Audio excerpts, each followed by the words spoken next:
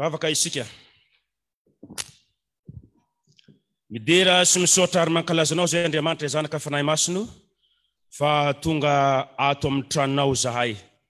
Manan-kambara sy olazaina aminay ianao ny amin'ny sitraponao. Koa hotoriana ny teninao noho izany Jesosy malalo. Mitenena aminay ianao fa mianjay mpanomponao. Amin'ny anarantsonao Jesosy Kristy tompo sy mpamonjy anay. Anandratanay izany vavaka izany. Amen.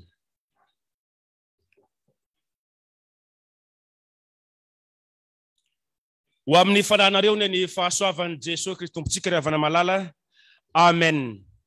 Anio alahady voalohany amin'ny ty volana Aogositra tia izay banjinantsika araka ny fanambaran'ny mpitarika tany am-piandohana dia ny hoe miorena amin'ny asa tsara. Miorena amin'ny asa tsara. Izany indray no hevitra banjintsika mandritra ity volana Aogositra ity. Dia faly ihany koa nefa isika ny miarahaba ny mpitandrina Ramaoly Miasoa Silofo sy ny vadiny. Atao hoe sy ny vadiny satria le mivady manko azo atao foana tena mivady fa sy ny vadiny zany no hitondrako azy dia izay mahatratra ity alahady izay ivony jobily fisotrondronono ho an'izy mivady ity. Ary ao anatin'izany ny tenin'Andriamanitra izay nofidina ary efa nanorenana sy nanompanana izany jobily zany dia araka ny hitantsika ao amin'ny Apokalipsy. Ny Apokalipsy ny toko faharoa ny andininy fahaefatra sy ny andininy fahadimy. Koa arabaina le nasoavana ny tompo momba anareo. Ndao ary irosavatantsika ny amin'izany tenin'Andriamanitra izay omeny ho antsika izany havana malala. Ny Apokalipsy ny toko faharoa dia ny andininy fahaefatra izay zany sy ny fahadimy no anjara ho antsika ny amin'izany. Ndeha araloha isika fiangonana. Ndesika fiangonana mba hiara-paly zany sika. Ary isika ndray zany no tahaka ny Jona apôstôly izay nampita ny hafatra tamin'ny fiangonana tany Efesosy. Izao ndray zany sika ndeha itsika ndray no ampita ny hafatra ho an'ny Pasteur Silofo mivady zany. Dia zao ary ny fiatsika ataontsika. Ny sasany mety tsy mahita an'izareo aiza misy an'ny Pasteur Silofo mivady zany zao dia eto anoloana zany ho anareo anambony mety tsy mahita zareo zany. Fa izay manana tanana avanana ka afaka mietsika. Zay izay manana tanana avanana afaka mietsika dia mba hanondro amin'ny toerana zay everitsika fa misy an'ny Pasteur Silofo mivady antsika. Ka izao no ataontsika. Miteny atsika hoe Pasteur Silofo mivady eo. Ina le teny faneva amizay? Pasteur Silofo mivady eo. Miverena amin'ny fitiavanao voalohany. Tahaka za miteny zany no vantsika azy mba dende mako mety tsy hoendreo atao moramora fa mila atao mafy tsara zany. Tsika maro be reo. Eny ary iso roa telo. Pasteur Silofo mivady eo. Miverena amin'ny fitiavanao voalohany. Averina andre mandeha. Pasteur Silofo mivady eo. Miverena amin'ny fitiavanao voalohany. Zany izy Pasteur Silofo mivady. Zany no feon'ny vahoakan'Andriamanitra. Zany feon'ny vahoakan'Andriamanitra.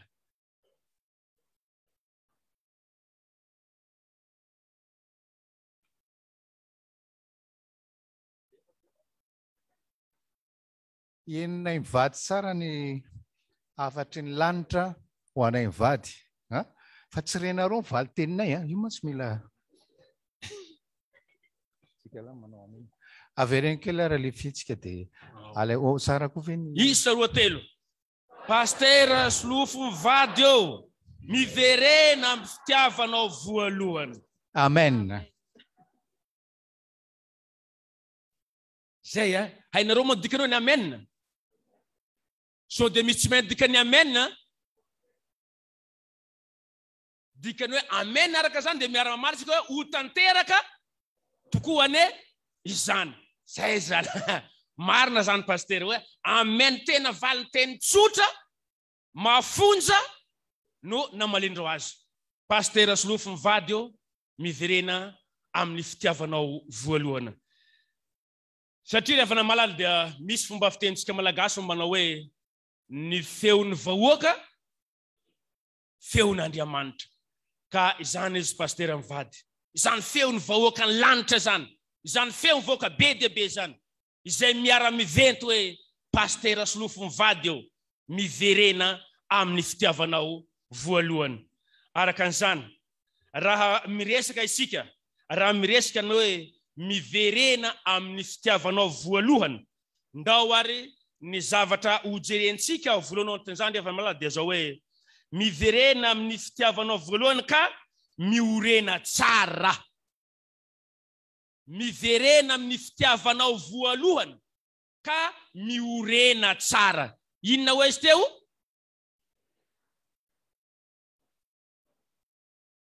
Zay, miorena tsara. Miorena tsara. Anisan'ny fiangonana izay nahazo dera tamin'ny Tompo ary nahazo fankasitrahana tamin'Andriamanitra ny fiangonana tao Efesosy. Zany hoe any Turkia ankehitriny zany. Inona natonga azy ireo nahazo dera? Natonga azy ireo nahazo dera satria no ny asana, no ny fikelesanaina, no ny faharetana, no ny tsy fahazakan'ny mpanao ratsy, ary no ny fiaretana. Tsy mitovy ny hoe faharetana sy ny fiaretana. Izay zany ny antony natonga ny Tompo ny dera ary natonga Andriamanitra nanome fankasitrahana manokana araka ny afatra nampitainy John apôstôly zany, ilay apôstôly ny fitiavana rahateo. Dia ireo antony ireo no nahatonga an'Andriamanitra Jesosy Kristy nanome dera nankasitraka ny fiangonana tao Efesosy. Ary izay natonga ilay afatra ngezabe izay niotenenina ary nampitaina eo amin'ny andininy fahaefatra manao amin'ny anaran'i Jesosy Tompo. Kanefa mananteny aminao aho satria efa niala tamin'ny fitiavana voalohany ianao. Izay mahatonga antsika niteny teo hoe miverena amin'ny fitiavanao voalohany ka miorena tsara. Miorena tsara. Miorena tsara. Raha tenenina ny hoe fitiavanao. Dikan'izany ry havana, tena tompony zany ilay olona zay ambara, tena tompon'ilay fitiavana. Zany jerentsika hoe fitiavanao. Zay ny fa tsy fitiavany, fa fitiavanao. Jereo tsara ny volaza eo. Miverena amin'ny fitiavanao. Dikan'izany, tena tompony amin'ilay fitiavana ilay olona voalaza. Tompony fa tsy mpangataka. Tompony fa tsy pindrana. Tompony fa tsy mpanofa. Zay zany. Jereo tsara fa zay zany tompony. Tsy mpangataka, na pindrana, na mpanofa. Fa tena tompon'ilay fitiavana. Dikan'izany, raha ambarantsika hoe miverena amin'ny fitiavanao, ilay fitiavanao dia zao. Ny hoe mangataka fitiavana, mety mbola misy ihany manao an'izany. Hoe mba ome fitiavana kely mahe. Mba zarao fitiavana kely mo za hoe. Misy ihany manao an'izany. Fa ny tsy dia mba fandre loatra dia hoe mba ahoana? Mba ampanofay fitiavana mo zao e. Mba ampanofay fitiavana zao. Na ny hoe mba ampindramo fitiavana zao. Tsy haiko hoe sa izy fa mba nandre zany tamintsika hoe mba ampanofay fitiavana mo zao. Na ho fanahoatrina, ho fanamanahoana. Fa ilay ambara eto tena hoe tompony zany le hoe miverena amin'ny fitiavanao. Tompony zany fa tsy pindrana. Tompony fa tsy mpangataka. Tompony fa tsy mpanofa. Zay zany ilay fitiavana izay ambara eto. Araka an'izany, raha tenenina zany fa tompon'ny fitiavana, tena tonga amin'ny fomba fitentsika malagasy manao hoe ny tompony tsy mangatakatiny. Zay zany, tena afaka manaram-po zany, afaka migalabona amin'izany fitiavana zany. Zany fitiavana ananany zany satria azy ihany. Tahaka ny hoe ohatra zany zao, raha ambara fa fiaranao, ianao no mahay fomba ampiasanao azy. misy koa tranonao ianao no manapaka sy mibaiko ao anatiny, ny zanakao ianao no mifehy azy, ny vadinao tahaka an'izany koa. Fa jereo anefa araka an'izany fa misy amin'ireo no azo ampindramina, azo ampanofana. Ohatra zany zao, fiaranao azonao ampanofana zany, azo ampindramina zany. Ny tranonao azonao ampanofana zany. Ny zanakao mety hoe afaka indramina mba mekely amin'ny tranonao ary zanakao zany. Fa ny tsy mety kosa araka ny fijery azy dia zao hoe mety misy ve olo say tena hoe mba ampindramo any vadinao androany ariva fa atory kely any aminakay. Androany alina ihany izy atory any fa raha piso maraina dia averiko aminao. Vitsy ny mampindrana vady zany, ary tokony tsy fanao mitsy ary zany raha ny marina. Zay le hoe anao zany na dia anao aza le zavatra fa misy tsy azonao ampindramina, misy tsy azonao ampanofana, misy tsy azonao omena zany, fa anao madiodio, anao rery ihany. Zay le fitiavana zany zay. Satria izay no voalaza eto, izay no voateny eto zany. Ambara mazava tsara fa fitiavanao, fitiavanao, miverena amin'ny fitiavanao. Dikan'izany ho anareo mivady zany zao Pasteur Solofo mivady tena tsy pindrana anareo amin'izay fitiavana zay, fa tena tompony mitsy, tena tompony. Araka an'izany manana anareo zany, miaina an'izany anareo zany, miaina an'izany fitiavana zany.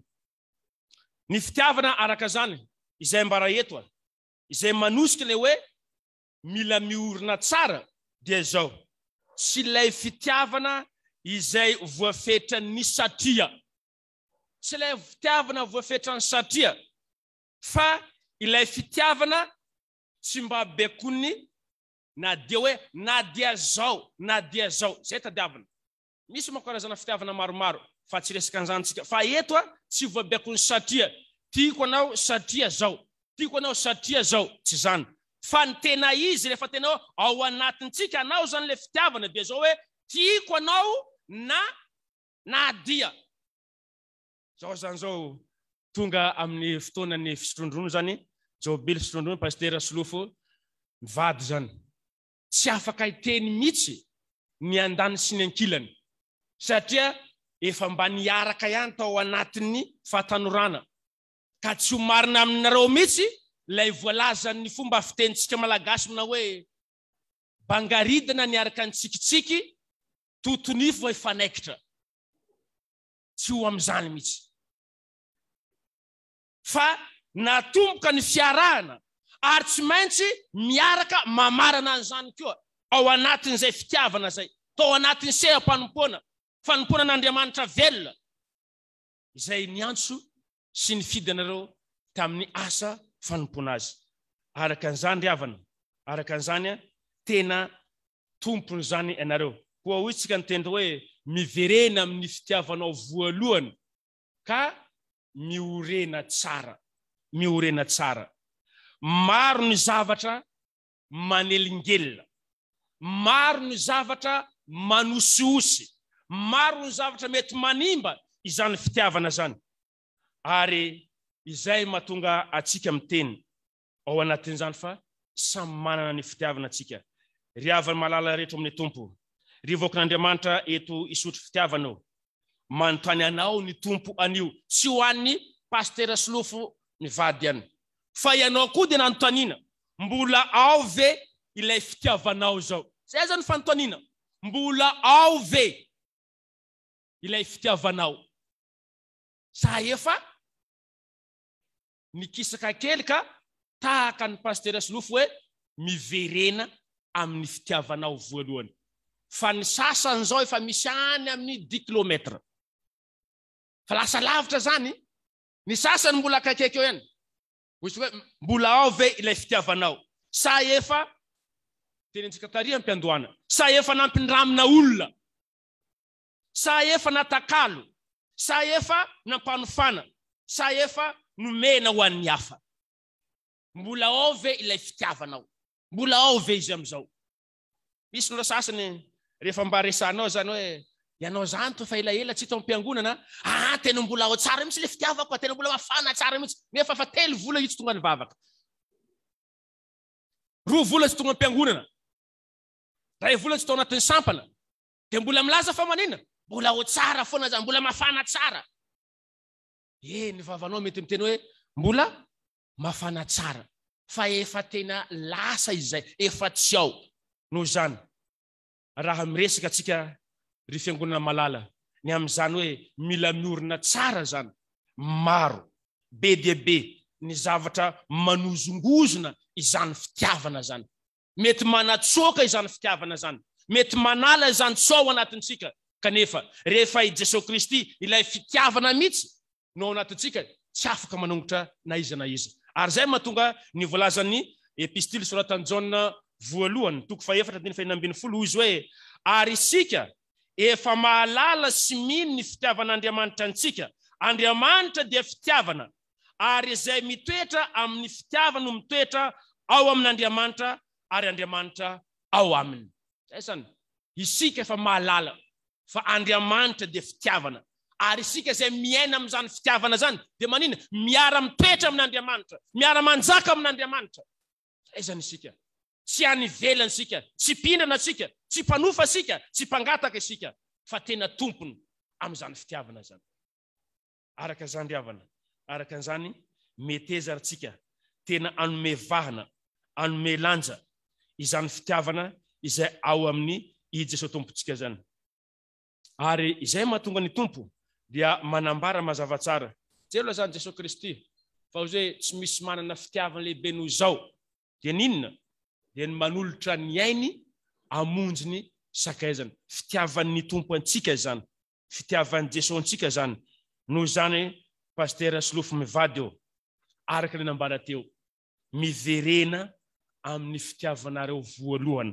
ary miorena tsara aza ampindramina ny fitiavanareo aza ampindramina ny fitiavanao aza takalo aza ampanofana aza omena ho an'ny hafa fa ataovy toy ny fitia granadine zany hainareo tsara zany granadine zany na granadelo sasany zay le fitiavana takina aminareo zany zao ao anatiny zao ankatoko na efa ivony raha teo zao amin'ny fisotrondrono zao zany maro zavatra mety nanembatsemana zany fitiavana zany tany aloha tany fa zao averina amloana ataovy tahaka ny fitia grenadine zany na granadelo tsika ahoana zany fitiavana grenadele zany ny grenadele manko raha izy mbola iny le mbola tanora be zany manahoana tsisy tsirony matsatso am'izany nefa ny odina ty velany tena malamalama tsara mihitsy ohatrany hoe nasiana makiazy zany raha vehivavy zany tsara mahafinaritra ane zany nefa ny ao anatiny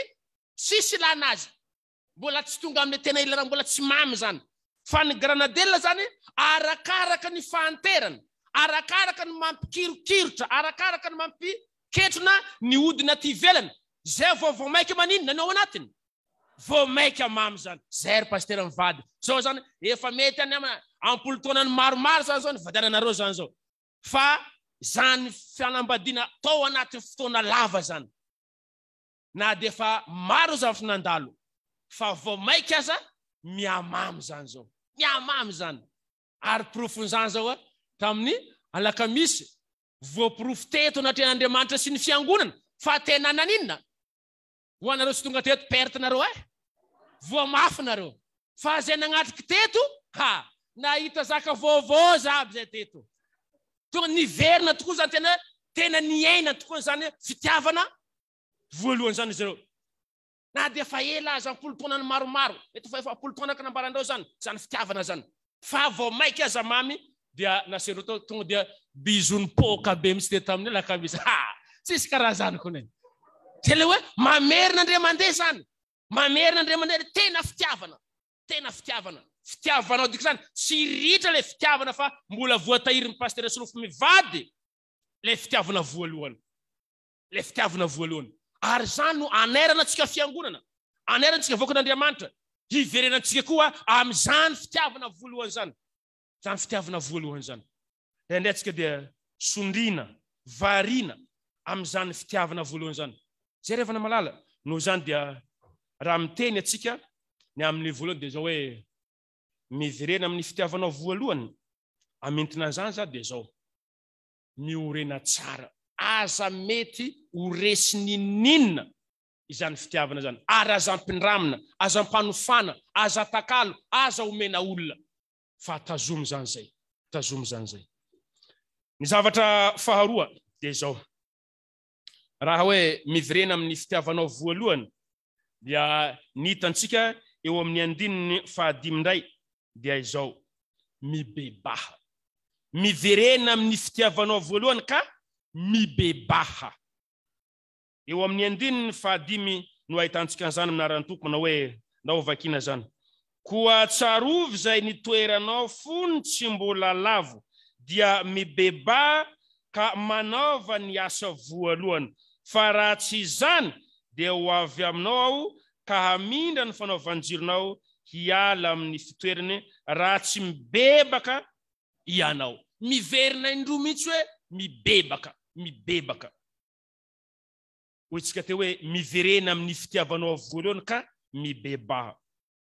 Na dia teo aza rehefa namalala ireo toetra mahafinaritra zay no tansaina nanana ny fiangonana natao Efesosy zany. Na dia teo toetra mahafinaritra nanana kanefa nisy ihany ny afatra nampitain'Andriamanitra tamin'ny alalan'ny Jaona apôstôly zany, ilay apôstôly fitiavana tsika nilazana hoe mibebaha, mibebaha. Raha tenena tsotra ny hoe mibebaha zany dia manambara ny hoe mipodiana na miverena amin'ilay nitoeranao taloha. Zay zany. Miverena amin'ilay nitoeranao taloha zany hoe misy fiovampietsika.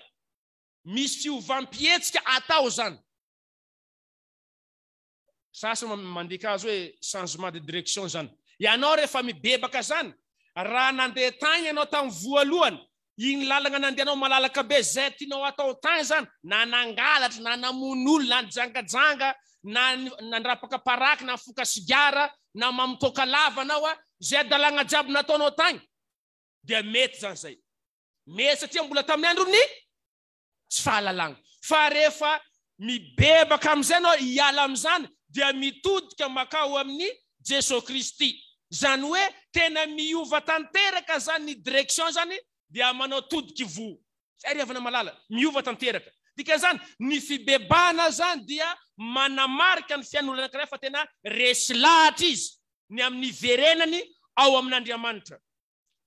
Fa zao ny olana dia ny olona samy mahay mibebaka jiaby. Fa misy sasany mibebaka amin'ny vavany ihany amolony ihany, fa ny fony tsy mibebaka. Misy sasany vao maika miahenjana. Misy sasany ny tapany ambony ihany no mibebaka. Fa neza ny agny ambany agny tsy mibebaka. Tena zava-doza regny. Ary misy tena ahavanana amin'izany hoe mampibebaka ny ambony fa ny ambany tsy mibebaka. Fa rehefa mibebaka, ny vatanao ray manontolo jiaby mihitsy no atolotra ho an'Andriamanitra fa tsy misy ampahany hoe ity mbola vie privé ho anao. Fa n'izy manontolo izy jiaby dia mila mibebaka zany. Mila mibebaka. Zay riavana. Ary amin'izay fotoana zay dia eken'Andriamanitra ny fibebahanao. Raisin'Andriamanitra ny fibebahanao. Rehefa mibebaka anao zany. Ary zay no mahafinaritra amin'ity. Ho an'ny pastera Solofiny Vady zany zao satria olombelona mbola milololanitra zany izy ireo sy mandeha ty tany ty mety solafika indraindray. Ary zany atsapan'izy ireo. Fa na dia teo aza ny fiantson'Andriamanitra, na dia teo aza fanaovana asan'Andriamanitra, fa tsy ho aro tonga lafatra izy ireo satria mbola olombelona fa tsy mbola anjely akory. Misy ihany. Ary zay ny antony mahatonga ten'Andriamanitra ty mitona indray ho amin'ny fibebahana, amin'ny verenana indray, amin'ilay tena afanampo, ny asan'Andriamanitra, ny fitiavan'Andriamanitra, le asa voalohany, asa zay marina, tsy misy ikanina, tanteraka. Zany le asa voalohany, le asa ny antsony tompo anareo zany. Ary ihany koa iantsony ny fiangonana ankehitriny. Fa tsarovy amin'ity soratra masina ty, misy zavatra zay tena mahagaga.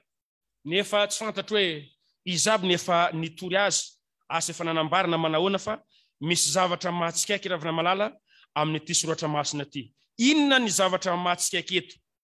Ya eo amin'ny andininy faharoa hatramin'ny fahaenina, jereo fa miverina 740 ny teny miafara amin'ny hoe nao.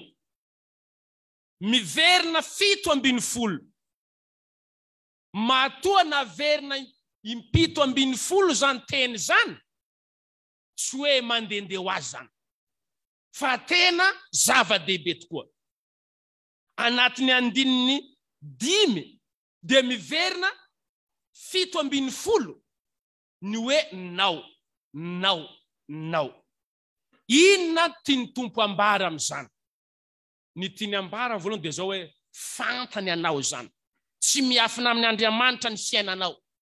Fantatry Jesosy Kristy ny mombanao manontolo. Fandao arsika mba tena anazava an'izany koa, satria tsy mitovy ao anatin'ny tantaran'ny soratra masina na any amin'ny testamenta taloha zany na aty amin'ny vaovao zany. Hafa Andriamanitra rehefa miteny hoe ianao, hafa ny dikany. Ary rehefa miteny hoe ianareo, dia hafa koa ny dikan'izay zany. Ndao ary mba ho jerentsika kely ny perikopa izay novakina tamintsika tamin'ny anio ty zany. Ny Deuteronomia 5:12 andininy 7 hatramin'ny 2:12. Ny andininy 7 hatramin'ny andininy 2:12.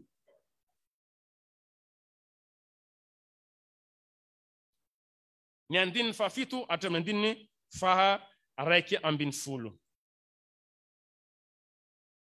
Magaga ry havana, fa anatin'io andininy 7 hatramin'ny 2:12 io dia miverina 420 koa nefa ny teny hoe nao zany.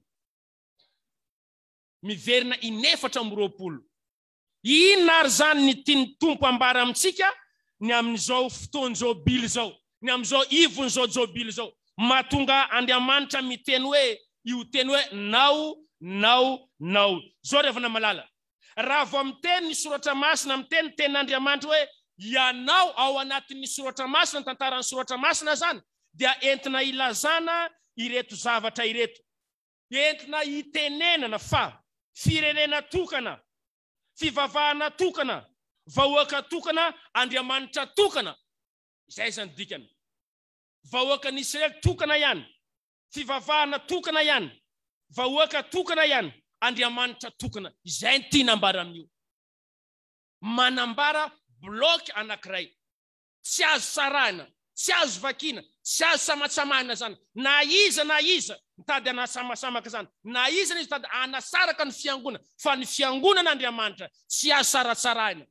Na dia teo aza ny afetseny Nikolaita, izay niditra ato anatin'ny fiangonana niteraka fikorontanana. Jereo tsara fa tsy ny zarazara ny fiangonana. Noho zany ry fiangonana malala. Isika ito amin'ity FJKM isotro fitiavana izay manana zany fitiavana zany tokoa. Dia ndao ary mba tena hambarantsika ho vetesitsika nkira tokoa. Io saintsaintsika ny tononkira, ndao ary horaintsika zany zao. Ndao mba iara-mitsangana antsika satria tsy azo zaraina ny fiangonana, tsy azo sarana ny fiangonana. 7:900 andininy voalohany sy ny 5. Ndeo mba iara-mitsangana antsika rehetra ihirana zany fa tena zava-dehibe zany. Misy pitarika ny fiangonantsika. Misy mitarika ny fiangonantsika. 7:900 ka ny andininy voalohany sy ny 5 no iraintsika amin'izany. Jesosy no mpiandry ny fiangonanay, ny feon'izy irery no fefantatray, ka tsy mba vala maro ny fiangonanay, iray tsy azo zaraina tampahany tomporay. Ry Jesosy atanjao ny fiangonanao, ny fony alalao mba hitoeranao. Izay firaisan-tsaina miseho hatrety, velomy hananaina itoy hatrary. Ndao iraintsika izany ira zany.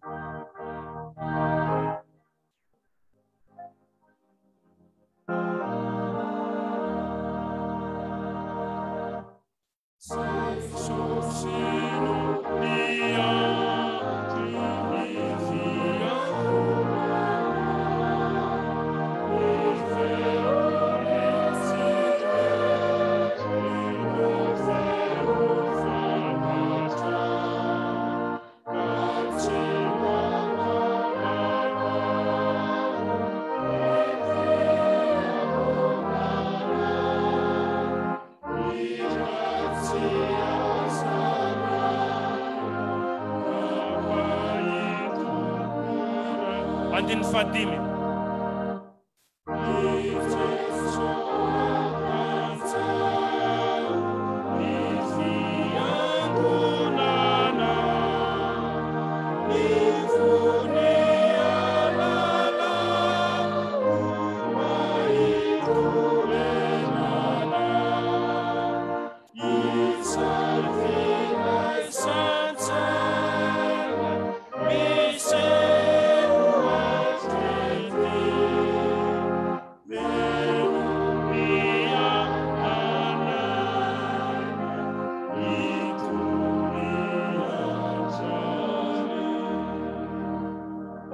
ny fiangonana. Zay ry havana malala, zay zany noho izy.